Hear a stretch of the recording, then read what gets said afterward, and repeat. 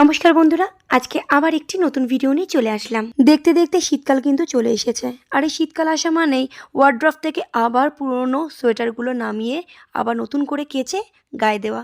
গত বছর অনলাইন থেকে ছেলের জন্য অনেকগুলো সোয়েট টি শার্ট অর্ডার করেছিলাম। এবছর সেগুলো আবার ছোট হয়ে গেছে, তো আবারও এবছরও কিছু সোয়েট টি শার্ট অর্ডার করেছি।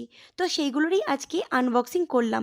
তো আনবক্সিং করার সময় ভাবলাম একটা ছোট্ট ভিডিও করে নিই, কারণ সব কিছু আনবক্সিং যখন আমি করি তখন কিন্তু একটা ভিডিও আমি করি এবং সেটাও কিন্তু আপনাদের সঙ্গে শেয়ার করি। তো আজকে এই আনবক্সিং ভিডিওটাও আপনাদের সঙ্গে শেয়ার করলাম।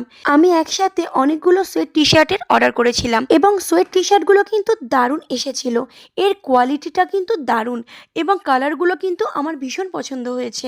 এর আগেও কিন্তু আমি এই একই অনলাইন থেকে অনেকগুলো সোয়েট টি শার্ট অর্ডার করেছিলাম এবং সেগুলো কিন্তু দারুণ এসেছিল।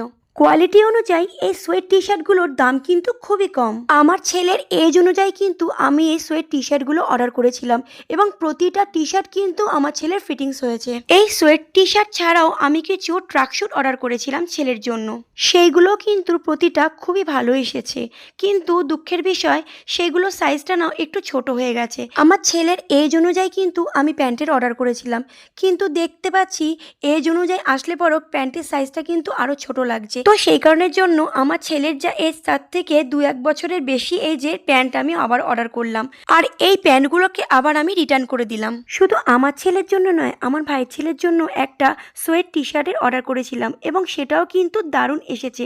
সব থেকে ভালো লেগেছে এর কালারটা। তো যাই হোক, এই ছিল আমার শপিং। তো আজকের ভিডিওটা কেমন লাগলো অবশ্যই কিন্তু আমাকে কমেন্টে জানাবেন, আর আজকের ভিডিওটা ভালো লাগলে পরে অবশ্যই লাইক করবেন, শেয়ার করবেন এবং আমার পেজটি ফলো করবেন। তো আজকের মতন ভিডিওটা আমি এখানেই এন্ড করছি। দেখা হচ্ছে আপনাদের সঙ্গে আরেকটি নতুন ভিডিওতে। তো ততক্ষণের জন্য টাটা।